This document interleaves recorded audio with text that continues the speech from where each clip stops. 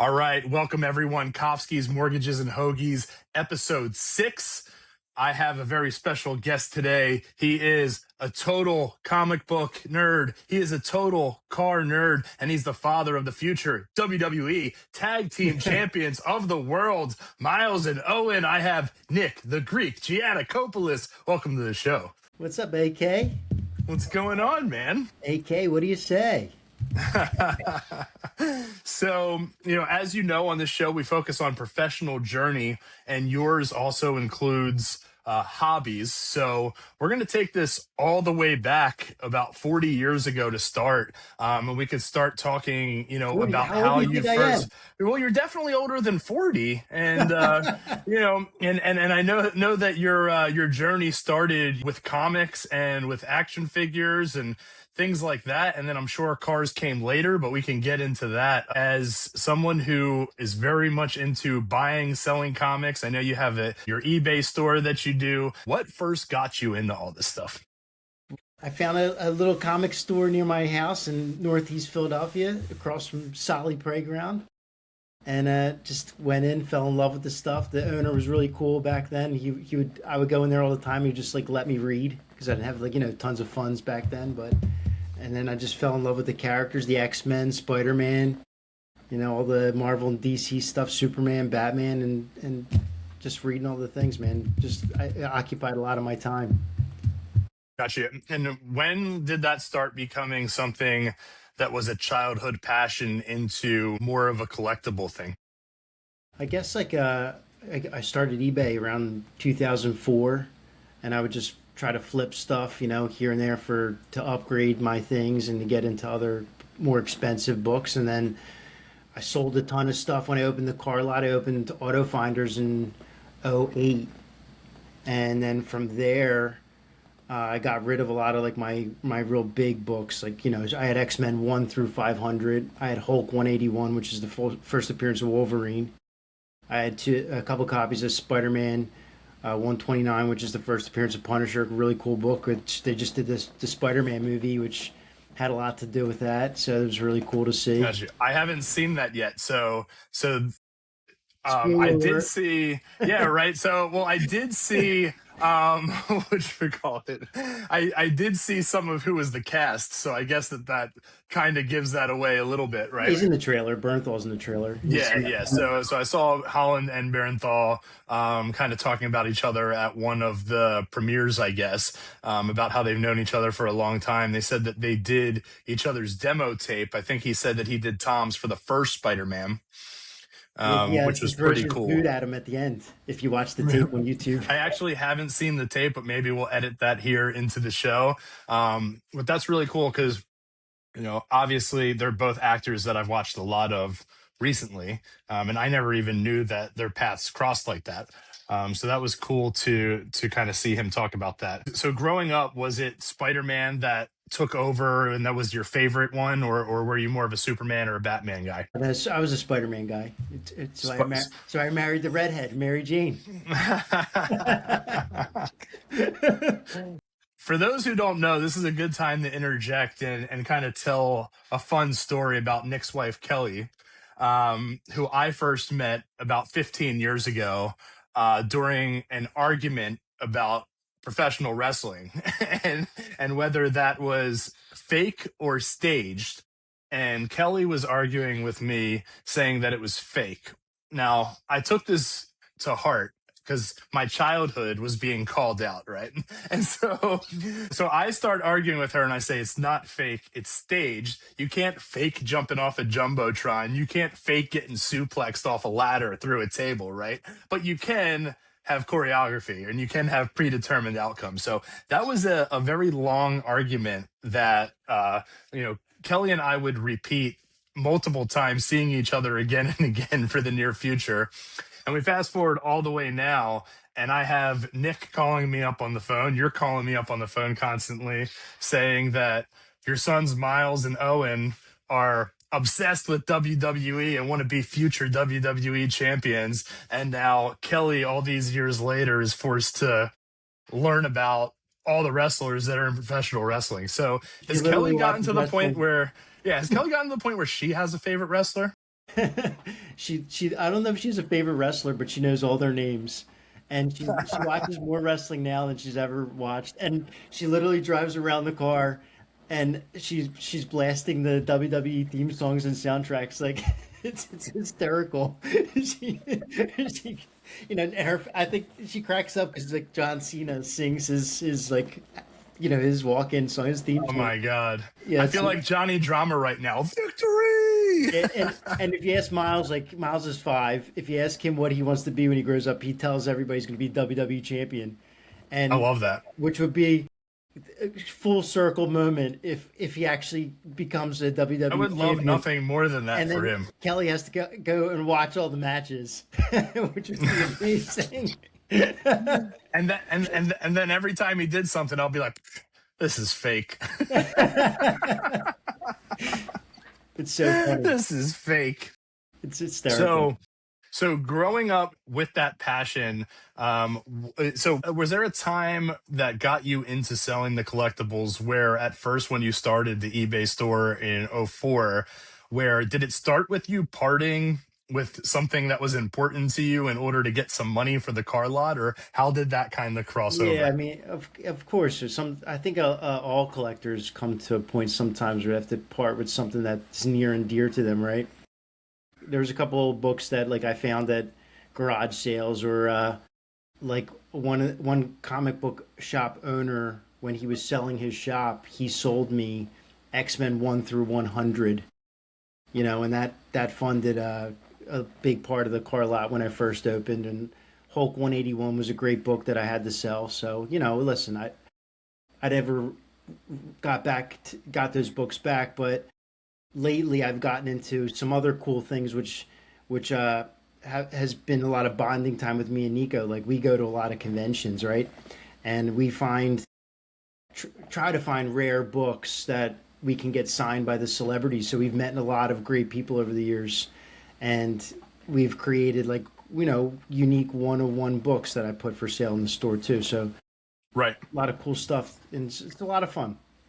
So I saw you posting some pictures. Speaking of going to some conventions with Nico, posting pictures on Facebook with some cool characters. Who give me some examples? Who are some of the coolest people that you've met at some of those Comic Cons and other conventions?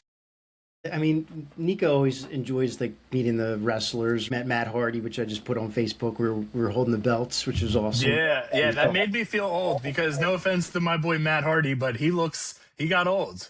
Oh, I mean, Matt and You know, Jeff have done the craziest things in the world, right? I mean, I'm sure they yeah. put their bodies through some abuse, jumping off 20-foot ladders and things. Yeah, I think that there was a tables and ladders and chairs match that I remember going all the way back. I think it was the Hardy Boys, the Dudley Brothers, and there was Edge I and think Christian. there was Edge and Christian, was it Yeah, too? probably Edge and Oh my Christian. God, yeah, that was so the I mean, six of these are them. legendary matches. I'll be going about my daily life sometimes, and I'll just be like tables and ladders and chairs. Oh my! It's really cool. I'm taking Miles to see his first WWE match on Friday. He doesn't know Okay, yet. We're going to SmackDown and where's that? Is that at the Xfinity Mobile Arena? at Xfinity. And then Okay. I just booked, which is really cool. I don't know if you ever heard of Dynasty Sports, throwing them a shout out, but in Oxford Valley Mall. Yep. And they've been having some great people over the past couple years come to Some the autograph mall. signings and stuff. Yeah, they have the big show coming September 26th. So he's one of my boys' favorite. So that's going to be an awesome experience. That's awesome. I remember Big Show, Undertaker, Kane. It's going all the way back. I think I first learned about Big Show when he was in WCW. He was the giant Um, then. He had long hair. yeah, yeah. So it's There's going that state in all the way myself. back 30 years ago. Yeah, he's always definitely been a character. He's someone who's again when he comes up, his theme music right into my head. Right. Matt Hardy. I know some of when you're there, you also go beyond the wrestling. Who are some other people you've met at Comic Con? When we met Hayden Christensen, who was awesome. Okay. He's Anakin and in the newer shows, Darth Vader. Yeah. And he was in the Obi-Wan show and Ashoka. which is Gotcha. I awesome. actually haven't even seen that yet. My dad and my childhood self would be very upset with me because I used to watch, the first six of them all the time, but I've kind of fallen off since then. I haven't even seen all of the new movies that have come out. I saw what's the one where Hamill comes back at the end? Is that The Force Awakens? He is a big voice actor too, so I don't know if you ever knew this about him. The Batman the animated series, which was awesome in the '90s Yeah, and late '90s, he's the Joker. I don't know if you knew that. He's the I voice did actor not of the know that at Joker. all. Yeah. Well, I always thought when I was a kid, I always wondered why he wasn't in more things because he was Luke Skywalker. So I'm always like, where'd this guy go? Your favorite character as a kid, and then you don't see him anywhere. Yes. So, He was a big voice um, actor. And he was in Jay and Silent Bob. They fight him at dude, the end. it's been it's been so long since I've seen that one. Now I've seen Clerks and Clerks 2. That's in my general rotation. I watch the two of those every couple years, but I haven't seen Jay and Silent Bob in a Great long movie. time. Yeah, I'm gonna have to go back and put that on the list. So Go back to wrestling. Here's something really funny. Brock Lesnar had his retirement match the other day. So Miles saw that there was a clip on ESPN. He was saying that he retired, and yeah, we were watching on TikTok actually. And he's sitting right next to me. He's like, "Man, he's retired now." And I was like, "Yeah, he's retired." He's like, "How am I going to fight him when I get bigger?"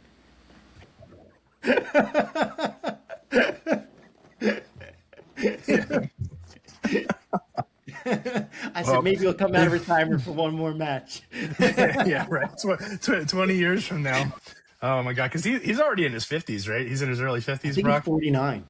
Okay, so because he's been around for a while. He's still in great shape. Yeah, well, of course. I mean, he's built like a Mack truck. Now, cars did cars kind of coincide with some of the action figures? Did you have like the toy model cars, or is this something that more became a passion of yours as it became your profession as you got older? I mean, cars were always cool to me. The kid with the micro machines and Hot Wheels, and I always loved sports cars. So my dad had a pizza shop in Northeast Philly, and my first car job was Gary Barbera. There's Okay. Barbera on the Boulevard. Yeah, yeah, of Yeah. course. So I got into that and I liked it. Liked it, driving the cars and stuff. Still remember those commercials. It's been a while since Great I've seen one marketing, of great them. commercials. Yeah, yeah, he's a great marketing guy, and I've actually only met him once and had a pretty good experience with him. And his brother Um, is awesome too. Gene was an awesome guy when I worked there. Yeah, I was a salesperson and then worked my way up through the ranks, and became finance manager. that was at Barbera. No, no, no. I went from Barbera to Reedman, and then Okay, I worked at a couple of little used car lots. My friend gotcha. Nick had a lot called Amicars, and he taught me a lot. And then I just my natural progression was I wanted to have my own. So I didn't get into the auction side and buying stuff until I had my own. But once I had my own lot, then you go to the auction. I bought a lot of cars over the years, and then of course while you have the lot and a dealer tag, you buy some stuff that you want to drive to and you like. So I Of course. Let's see if you can narrow it down to three cars that you want to tell us about that you've had over the years that you've bought and sold. I mean, I was always a Mustang guy when I was younger. Right out of high school, one of my first sports cars was a Mustang convertible. So I bought a lot of Mustangs. It was fun driving the stick shift cars, and then up from there, I mean, I've driven a couple of Vipers and stuff and Porsches, but my favorite sports car is a Corvette. I mean, the Corvettes are awesome. Just it's like So, driving is there a a fighter specific jet on the Corvette road. that you remember that was just one that you wanted to keep and didn't want to part with? I had actually a SEMA show car. I'll have to show you pictures sometime. Yeah, you're definitely gonna have to show me a picture because Yeah, I don't even know what that is. so SEMA shows in Vegas. It's like a big car Okay. show every year in Vegas, and they do a lot of like custom stuff, aftermarket parts in the car. And I had this Corvette that was done up like crazy, and it was yellow and black. It was just awesome. I still remember pulling up the shipper. I had it shipped in an enclosed trailer from California, and he dropped it off at the turnpike entrance. So I remember going to the turnpike to get it off the truck, and like traffic was stopping as like the car was coming off. It was awesome. And then FC Kerbeck had a thing. I don't know if they still do it, but they had this Toys for Tots run. Okay. It was on the AC Expressway from the Farley's exit to AC. It's like I think 8 miles stretch, Okay. and back then you could find video clips on YouTube. If you had a Corvette or like a high-end sports car you brought from Corvette, it was mostly Corvettes. You brought toys to donate, and then there was no speed limit from there to that AC, that 8 mile stretch. So people were doing like buck 50, like just you can find some crazy videos on YouTube flying The them. fastest I've probably ever gone was, I think it was 2005. I was visiting my dad, South Florida. Hurricane Charlie was coming through, and we were going to go up to Central Florida to avoid the hurricane because it was supposed to hit South Florida. So we booked the timeshare up in Orlando, hopped in the car. My dad had a Jaguar at the time, and we're like trying to outrun the storm and like get there. And we're like halfway to Orlando, and they're now saying that the storm has shifted north and it's going to come across basically the whole bottom half of Florida.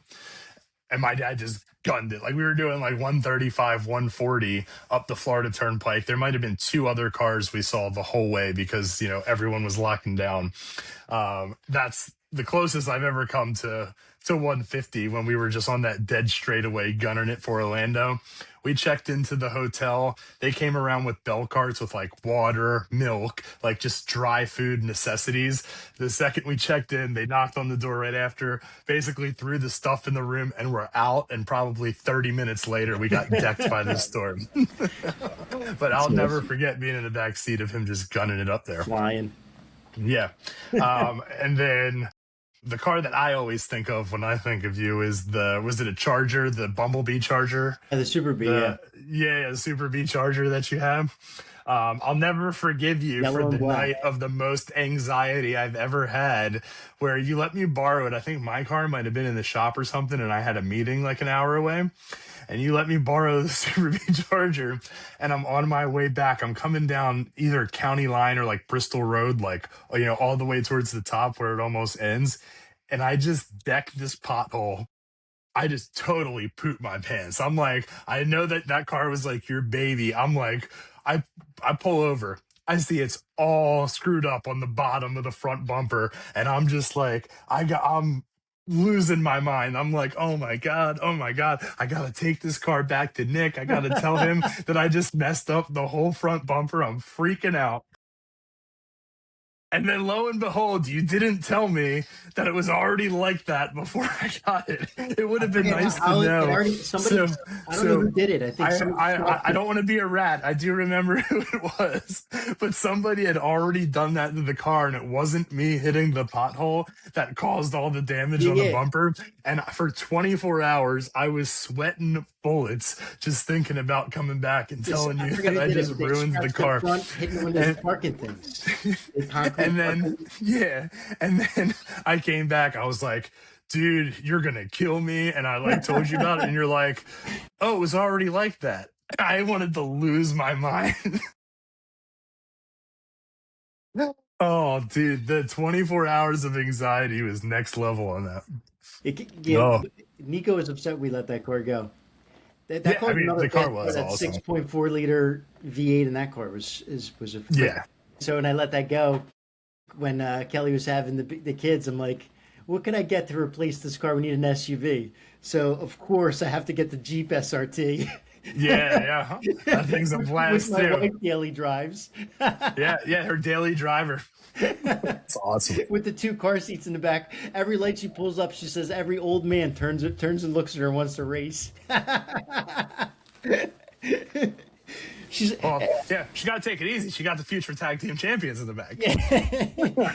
she's like, what are they thinking pulling up next to me in a race? She's like, obviously I blow the doors off them. That's so good. So moving on into obviously owning your own car lot, and then moving on to being a finance manager after that for many years. If you're talking to a friend, what are a couple things about the car business that you would want them to know while they're car shopping? A lot of dealers now are charging fees they shouldn't charge, right? So I guess you I feel want like to. that wouldn't be surprising to most people, if I'm being completely honest. So give us a couple examples of this. I think I remember you talking to me about this on the phone a couple weeks ago. The only fee that they're technically allowed to charge is a documentation fee, but other Right. dealers they try to advertise a low price to get people in the door, and then you're smacked with a lot of fees when you get into the place. So Now with the internet, they try to portray it as a bottom dollar figure, as cheap as they can, because it's easy to shop and easy to get information. So they're trying to kind of lure you into the store by showing a base price that's a little less. Is that what you're saying? yeah, that's exactly what I'm saying. And then And how do they label some of these fees? What are some good things for people to look out for? I mean, they try to charge you like a prep fee or a certification fee or a bank fee, So you just got to watch the terminology and look at the bill of sale, I Gotcha. mean, the only thing you should be paying for is the car, the tax, registration fee, and if you purchase a aftermarket product, like if you want to buy a warranty for the car or gap insurance. I don't know if you know what those things, the gap insurance Yeah, is. yeah, of course. Gap insurance is a great product, especially if you're putting little to no money down, because it covers that, you know, uh, difference between what you owe in the car if it gets totaled or stolen, and the rest of the loan, so you're not stuck paying out of pocket. Right. So if the car has lost value, you're underwater on the car, and then it's totaled, that Yeah, you if don't you get have in a to pay total the loss difference accident, between what the insurance pays and the actual value yeah, of if the you owe car. 10 on the car Yeah. and the insurance is only going to give you 5, it covers that gap. And then they have wheel and tire products, which actually are pretty good value now too. But if you hit a pothole like you were talking in the story and it scratched up a Yeah. $1,000 rim, they replace those things, or it blows up the tire. So that's Right. That's always been in the past. The one warranty that I make sure I get when I get into the finance room is always the wheel and tire. Just because you know me, I drive my own car like I stole it, it's always something that if you just use it like once or sometimes twice for a tire or two or a rim or two, it pays for itself. Of course, and some of those newer cars, or like if you get into like a Range Rover or something, has those carbon fiber wheels. Like the wheel could be worth, $5,000. I literally know somebody that has gotten two $5,000 plus wheels replaced off that wheel and tire package. So there's value there too. So I'm not saying you have to buy all these things, but Yeah. if you're buying a particular car or a specialty car or something, there's some good products out there to cover yourself. Absolutely. If you're buying a car for, let's say, $20,000, right? Just to use a round number. I know nowadays maybe we'll use $30,000, right? The days of $20,000 cars are in the past for most cars. So let's say you're buying a $30,000 car with all fees, prep, everything out of pocket included. Where would you say, if someone's going into a dealership, that um, buying a $30,000 car, what's a total amount that they should be expected to part? It depends on Depends on the car. I'm No, kind it of giving depends you on a the broad back end range. stuff too, and then and like the warranties and those things. If you purchase them, and those warranties are uh, rated by they take the VIN of the car and they Right, rate them on. You're going to pay a different price on a warranty on a Corvette or a Porsche versus a Malibu, right? right. You shouldn't be expecting to pay the same thing. So that kind of depends on those things. But if you're just buying the car, you got your state sales tax and your registration fees. That's really all you should be paying for the base of the car. Gotcha. So moving on past, comics and car business, and right now, what are some of the things that you're working on? I know been working for the last 6-7 months on a new project that is completely different from those fields. Do you want to talk a little bit about that? I've been working on a mortgage company, or not a mortgage company. Sorry, I'm talking about you. No, I've been talking about Right, I'm working on mortgages marketing. and hoagies. Yeah, the song stuck in my head. That's what it Hey, is. dude, I have households all over Bucks County and South Florida singing it. Trust me. I'm getting a text from my brother the other night, like, why is everyone in my house walking around singing your jingle? But I don't think of you as a mortgage and a hoagie guy. I think of you as a mortgage and a cheesesteak guy. My brother has a tattoo of Gritty eating a cheesesteak on his chest. Every time I see Gritty, that's the first thing I think of. It's there are people that actually know me by this tattoo, which is like kind of hilarious, kind of embarrassing, but overall, like it's fantastic. Shout out to Jay Real at the Inkwell, Southampton, Pennsylvania, always doing some fine work. It's incredible. So so you've been shifting, and now I know you don't want to talk too much about it. Let's talk about benefits of how you're looking to help businesses with their online profile and their online presence. What are some goals that you have on what this new project of yours is looking to bring? uh, the idea came from I looked at a Carfax of how that gives you the report on the car and the history, right? So one of the tools I built is it's kind of like, you know, can't say the word Carfax because I don't want them to come after me, but it's kind of like it's giving you the imprint, the digital imprint, and the whole history of the business when I run the report. So Right. I built this tool and it shows me exactly how they've been on the internet, when they opened, some of the people involved in the business, where they advertise, where they can improve their advertising, and then it gives me steps and things to go and help them basically improve their digital imprint and get more customers. Absolutely. So you're basically doing a internet virtual or digital research on the company Yeah, in give me a order to report card. then that yeah, to give you a report card so you can analyze, advise, and consult them on where they're weak and where they're strong, correct? Exactly. So I know for me, when you did one of your test runs, which I thought was really cool, is that I have an NMLS identifying number as a mortgage loan officer, Yes. right? Now, when you ran the report, one of the things that stood out right away was a compliance check for me, where actually on my company website that I can't edit or control, they had the wrong number listed, and you were able to quickly identify that what my actual NMLS ID was did not match what it was on the website, and I was able to get that corrected really quickly, which I thought was very, very It was cool. like one of the first critical findings I found.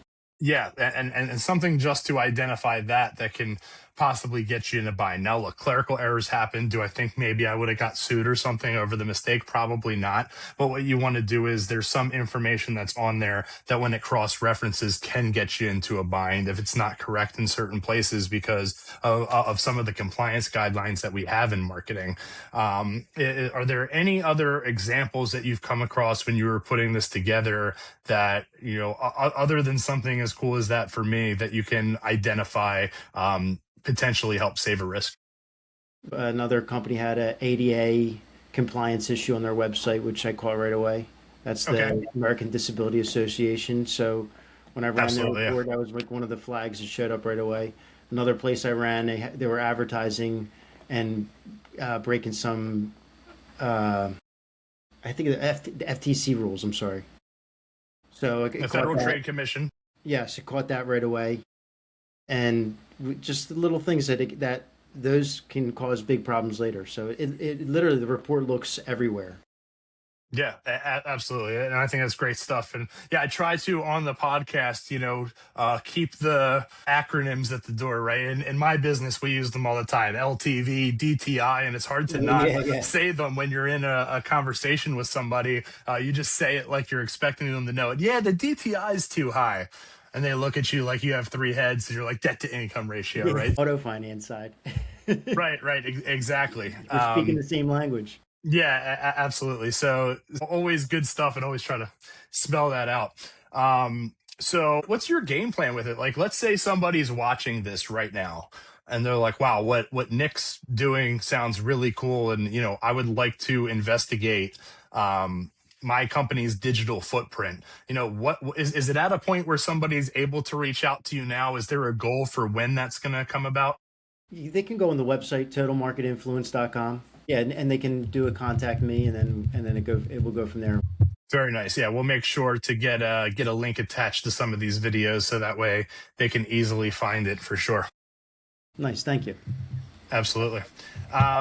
So again, talking comics, cars, the new digital footprint. I want to get back to some of the fun stories that you have. I think we glossed over some of that stuff a little quickly. I want you to reach into that memory jar and give me a cool story or two, from the comic book world.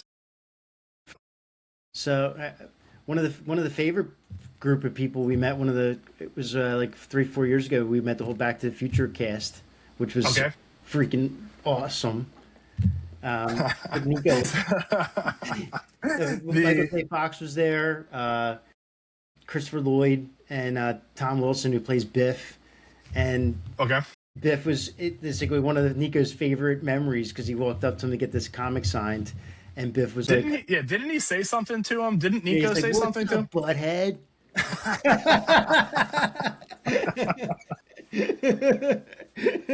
Oh my God, that's amazing. So when I was living in Boca, in Meisner Park, there was a movie theater in there, like a smaller movie theater. But every like Wednesday and Sunday, they would show old movies. They would show it at, like 3 o'clock on Wednesdays and like 11 a.m. on Sundays or something. And they had Back to the Future in there as one of the movies that they did. And of course, I go see it. I'm having a great time. And then as the movie starts developing, it's like people next to me just start like shouting out the movie lines. And like it was honestly turned into one of the most annoying experiences because I'm like thinking in my head, yeah, the movie's been out for 40 years. Obviously, like we all know what they're about to say. Like, would you just shut up over there, right? Like they thought they were the coolest people in the whole theater that they knew some of the lines. And like the movie's been out for decades. And it was so annoying because it's some of like the most crucial parts that like you wanted to enjoy in the theater. They were just shouting it out and their timing wasn't even good. So like it just ruined the whole thing. Those movies are so awesome. They're near and dear to me. I love those Back to the Future Yeah, movies. I saw the original Jurassic Park in there as well. They had Scarface. How about Ninja They had Turtles? some. I haven't seen Ninja Turtles there as a throwback, but The is there a original, new Ninja Turtles? Oh, the original the one. I originals, did.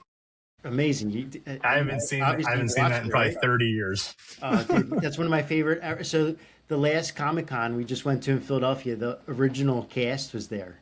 So I got a book signed for Miles and Owen to put in their room, but I got April was there, and all four turtles, and Shredder was there, and Raphael was really cool. The actor who played Raphael. He signed in the book, and when he's like chasing after Casey Dude, Jones. it's been forever, dude. Yeah, the guy that played Michelangelo was like, "Pizza dude's got 30 seconds." Yeah, they were like doing the quotes and stuff. It was pretty cool. Yeah, yeah. Yeah, it was really cool. So now has Miles or Owen been to any of these, or is it still only Nico that's No, been I, to I some of took these? I took Miles last year to RetroCon actually, but he so we went because Miles and Owen have been watching the old Power Rangers show from the 90s. Okay. So Used to love they that show because I'm a 90s kid. yeah, So, they really like that show. And in fact, I had to go out the one year for Christmas and get them all the old Megazords and things, and they have a bunch of the figures. But Austin St. John, the original Red Ranger, was at RetroCon. I think it was last year, or year and a half or 2 years ago. And Miles yeah. I told him I was going there for something else, and I told Yeah. Miles he was going to be there. He wanted to go, and then as we got up to him, he got all nervous and wouldn't go near him. My brother was a big Power Ranger guy, and then Nico liked them, and now Yeah, my it, boy. it, it seems like everything's come full circle on a lot of different things that were cool, when we were kids are actually making a comeback now, like sports card, the Topps cards that made a big comeback. Pokemon, when I was a kid, became huge, making a big comeback. The The cards only are thing that I huge. haven't seen, Crazy Bones, is that becoming a thing again? Like, do we remember those? Do you remember those? No, I don't remember That those. might have been after your time. All right. So, as you know, the show is called Kofsky's Mortgages and Hoagies. So, we always like to talk about mortgages and hoagies or cheesesteaks at some point in the show. So, as somebody who temporarily, spent a little bit of time in mortgages and has been around it and understands finances, are there any questions or optics or anything that crosses your mind these days about the mortgage business or where real estate is at? The The rates are a little high right now, right? So how's that going for you with the rates So being where they are? So yeah, I mean, for the last few years, it's been a very common topic of conversation where everyone says, "Well, I'm not going to pay points to buy down the rate because the rates are going to come down very soon." Or, their uncle is telling them, "Oh, just wait till the rates come down." Well, it's been years now. And we did start to see them come down a little bit. There were some people that had an opportunity to refi at a lower rate in the last few months. There was a couple weeks where they came down enough, but now with the inflation, driving again, they're back up in the high sixes, low sevens for a lot of people. So definitely not the ideal time to be refinancing. But if you're in the market for a purchase, you can always revisit that moving forward. How you doing with the lower credit scores now with the way the rates are and those things? Are you still able to get those guys approved? So lower credit scores, um, it's hard as far as a debt to income standpoint, for those where debt to income ratio is tight or assets are tight. Down payment assistance program has a tighter debt to income ratio. But on some people where credit's their only issue, there are a decent amount of options, including private money. I think you might have saw on Facebook, I talked the other day about somebody we got approved with a 470 score. Yeah, it's awesome. Um, That's why I y- brought it up. That's yeah, incredible.